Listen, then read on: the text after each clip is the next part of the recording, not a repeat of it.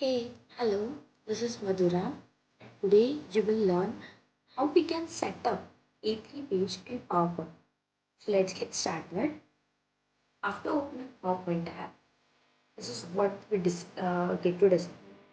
Now click on blank presentation, and after clicking on blank presentation, this is the default page we have.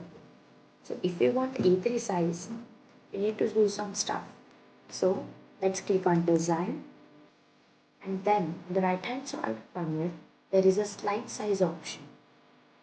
Many of us may have page setup also.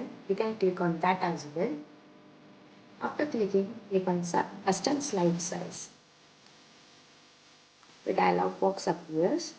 Go here, slide size for, click drop down list. Select A3 paper size. Click OK. If you want portrait, you can click on portrait as well. This is okay. Now maximize. Maximize or ensure fit. Maximize is the thing when you want the images to be enlarged. And ensure fits give the small images. So it's your choice what you want to show. I will choose maximize. This is what the page I get.